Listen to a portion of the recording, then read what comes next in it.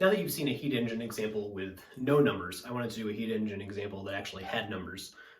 This might end up being a little long, but I think it's important that you guys see a full worked out heat engine example. Also, you can also look at example 19.1 in the book, sorry, 17.1. This is also a fully worked out heat engine example for a different thermodynamic cycle. Okay, so here is the problem we are going to solve. Say we have 40 moles of a monatomic gas, maybe helium, but it turns out it doesn't matter if it's helium or neon or whatever.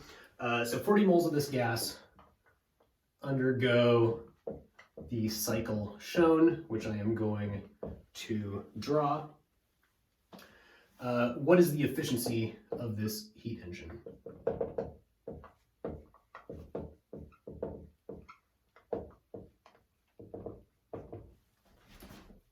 All right, I guess I should draw the cycle. So our cycle is going to be the following. So we start at point 1, and this is basically what I drew in the last one. So we undergo isochoric heating to point 2. We didn't do it in exactly this order last time. I think we started at 2. We then undergo isobaric expansion to point 3. Then we have isochoric cooling to point 4, and then isobaric compression to point 1. So I can define some variables here. So this is my p-axis, this is my v-axis. We do need to know our volumes. So V1 is equal to 1 cubic meter, V2 is equal to 2 cubic meters. I picked some easy numbers to use. So P1, what did I say? 100 kilopascals, so roughly atmospheric pressure, and P2 is equal to 300 kilopascals. Okay, so we want to know what our efficiency is. Before we do anything else, we can at least think about what's happening during these different processes, during these different steps individually. So from 1 to 2, that's isochoric heating. So we're not doing any work because we're not changing our volume, right? But we must be heating up our system, and we can kind of imagine that also because these are on, these points 1 and 2, they're on different isotherms, right? So they must be going to a higher temperature going from 1 to 3. We don't need to worry too much about these isotherms, but it's always good to remember what they look like on these graphs, even if we don't have isothermal processes. Okay, so here we're adding heat, but there's no work. Going from 2 to 3, isobaric expansion, we have to add heat to get that to happen, and if it expands, it is doing work. So we're getting work out of it, so WS would be positive for that. Going from 3 to 4, isochoric cooling at this big volume. For that, we must be flowing heat out of it, and in that process, we are not doing any work, again, because our volume is staying the same. And going from 4 to 1, isobaric compression, we have to flow heat out into our cold reservoir, and in the process, the environment does work on the system, right? This is what we called positive work before, positive energy entering the system in the form of work, which means the work done by the system, WS, is negative for that part. Okay, so we can start a couple different places. I'm going to start by just writing down the temperatures of these 4 points. So this is using the ideal gas law, PV equals nRT. I can write down the temperatures for all 4 of these, and you can check these yourself, but I'm not going to bother plugging in numbers and solving for T. You could do this yourself. So T1, where it starts, is 301 Kelvin, so that's near room temperature. T2 is 903 Kelvin, so that's 600 C. T3 is 1805 Kelvin, so that's like 1500 degrees C, so we're melting metals. This has to be a pretty strong cylinder. And T4 which we don't need right away, but I'm going to write down just so we have it, is 602 Kelvin. Okay, so we're going to use, very shortly here, we're going to use the delta T's between 1 and 2, 2 and 3, 3 and 4, and 4 and 1. So, you know, the temperature difference between 1 and 2 is going to be 903 minus 301, which is 602 Kelvin, and keep that in mind. We're gonna need those. Okay, cool. So our efficiency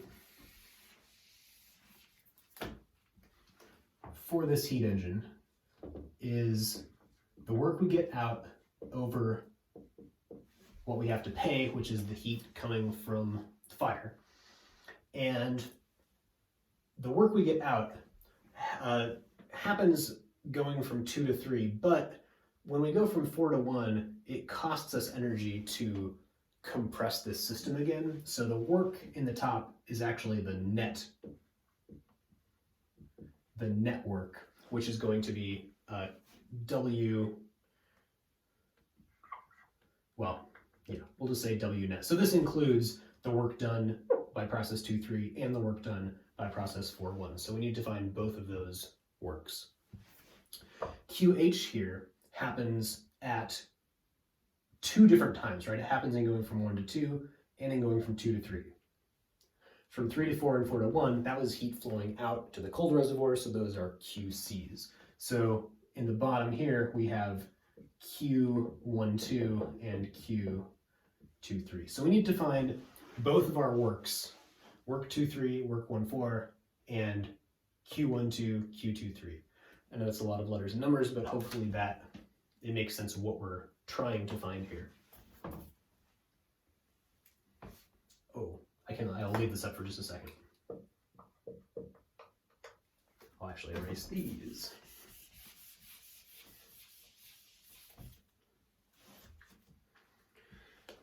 So let's start at the bottom. Q12, how do we find how much heat we add going from point 1 to point 2?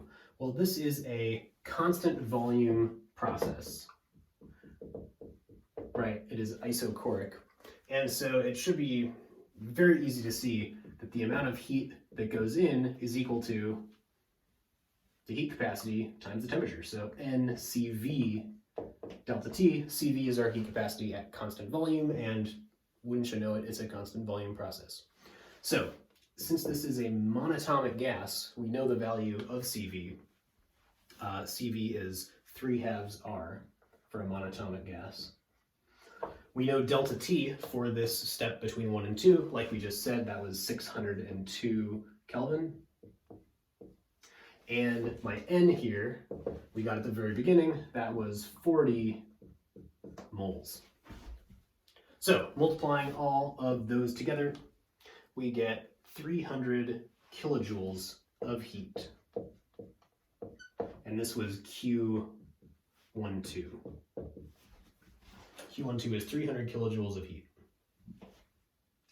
We can do the same thing for process 2-3. That is constant pressure, right? So this picture changes a little bit. So Q is equal to NCP delta T. So N is still 40. CP is now 5/2 R for our monatomic gas. And delta T for that one is 1805 minus 1903, which is 902 Kelvin. So this gives me a heat in of 750 kilojoules. And I'm only doing this in kilojoules because it's more convenient, because these are all big numbers. You could write it in joules if you want. You could use scientific notation if you want. You know, whatever. Okay, so we have found both of these. We now know the denominator of this.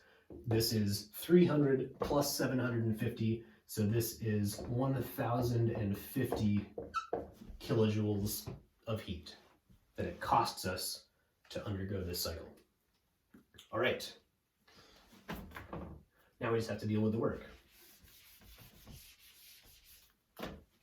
The work is actually pretty easy. So going from point 2 to point 3,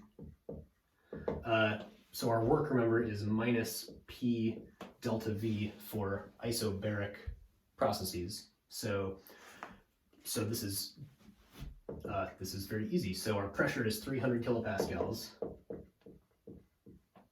times our change in volume, that is V final minus V initial, so that is 2 minus 1. So that gives us minus 300 kilojoules. Kilopascals times a cubic meter gives a kilojoule. So W23 is negative, so that means that the work we actually get out from that process is positive. So this is the lifting up of the mass. This is the useful stuff that we get out. Okay, now we have to know how much it costs us to get the piston back down in terms of the work. So this is also an isobaric process, so we can use this same equation again. So this is W41. So this is equal to minus 100 kilopascals is now the pressure, and final minus initial now is 1 minus 2, right? So delta V is minus 1 cubic meter. We're losing 1 cubic meter of volume, and minus times a minus gives us plus 100 kilojoules of work. So this is energy that has to go back into our system in the form of work, which means the work done by our system for this step is minus 100 kilojoules. So the net work that we get is the 300 kilojoules we get out minus, or plus negative 100 kilojoules that it costs us to get back to 1. So this is a net gain of 200 kilojoules. And now we are ready to write down the efficiency. We have all the pieces. Eta is 200 over 1,050, which is 19% efficient. For every kilojoule we put in of QH heat, we get 0.19 kilojoules of useful work, of net work out of our system. All right, so we can analyze this a little more. This is the answer to the question, but let's continue because there's some other interesting things to look at. We can draw our little energy transfer diagram. Let's do that to the side here. So if we have our hot reservoir and our cold reservoir, and remember our hot reservoir has to be at least 1805 Kelvin because it has to be able to flow heat into our system to heat it up to a temperature of 1805 Kelvin. So that has to be at least that. Our cold reservoir can be anything at or below 301 Kelvin because that's the coldest place we have at 0.1.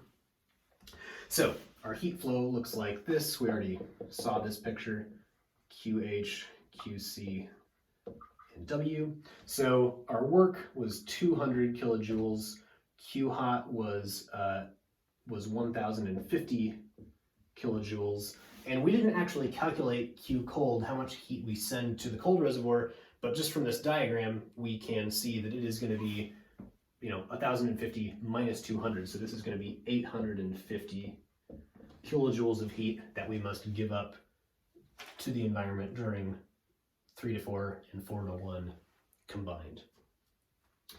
Okay, the last thing I want to do is something that is good to do in these sorts of problems. That is make a little table. So we don't have to solve it, we don't have to use this table to solve this problem the way we did it. But lots of times this is a very useful tool, as you will see. So for each step in our process, we have 1 to 2, 2 to 3, 3 to 4, and 4 to 1. For each step, we want to say something about Q, and we want to say something about W. And sometimes if you make this table, you can start filling it in before you have any numbers for the problem, right? So for example, our process, which I will draw without axes over here. Remember 1 to 2 was isochoric. So without any numbers, we know that the work there is 0. Our isochoric process 3 to 4, same thing. We also know the work there is 0. So sometimes that can be useful in these sorts of problems. For isothermal processes, you know that because For isothermal processes, delta E equals 0, which means that Q is equal to minus W. So for isothermal processes, if you know one of these, you know the other one. That didn't come up in this problem, but we certainly can have isothermal processes in these sorts of problems. Okay, so everything on this table we can fill out using the techniques we already did. Some of these we already did figure out. So 2 to 3, the work was 300 kilojoules, or I guess if we're sticking with our convention, so not WS, but W, just the work entering the system. This from 2 to 3, this expansion was negative 300 kilojoules. Going from 4 to 1 was 100 kilojoules. And our heats, we knew some of our heats. We knew the heat for 1 to 2 was 300 kilojoules. We knew the heat from 2 to 3 was 750 kilojoules. And if we do the last two, so going from 3 to 4, this is, I shouldn't cram it in here, but I'll just say it. This is our 40 moles times, this is isochoric, so times CV, which is 3/2 R, times our temperature difference from 3 to 4, which was minus 1203 Kelvin. That gives us an energy of minus 600 kilojoules. So this is 600 kilojoules of heat leaving our system as marked by QC there.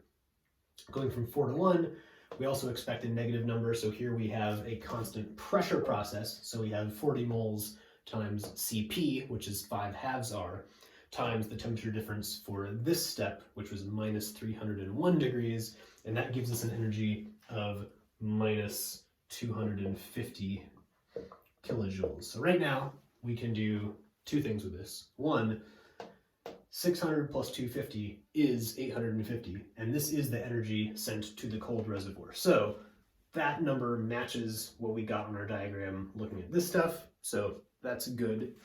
The other thing we can do is total these up. So all of the, the total heat entering our system from all these steps is equal to 200 kilojoules. So this is the total. The total work leaving our system, minus 300 plus 100, is also 200 kilojoules in the other direction, right? So we have 200 kilojoules of heat going in, 200 kilojoules of work coming out, which means that delta E for the whole cycle,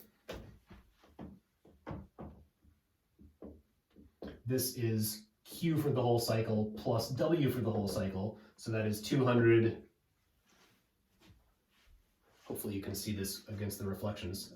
200 kilojoules of heat minus 200 kilojoules of work. That indeed equals 0. And this is what we expect because our system ends up back where it started. So we have to, because energy is conserved, we have to have as much energy come in as goes out. Now, this does not mean the system is 100% efficient or anything. This just means the first law of thermodynamics is true. We can account for where all the energy goes. We don't get to deduct the 850 kilojoules from the 1050 kilojoules because this energy has to be spent going to the cold reservoir, and in that process, this energy is gone. It is used up. We cannot get that 850 kilojoules back and put it in as Q hot again. So hopefully this was a useful example of this kind of full thermodynamics heat engine problem. And you can do this with lots of different cycles, including ones similar to what happened in car engines and jet engines. And there's very interesting things that come out of this. We'll have more to say about this in the next couple lectures.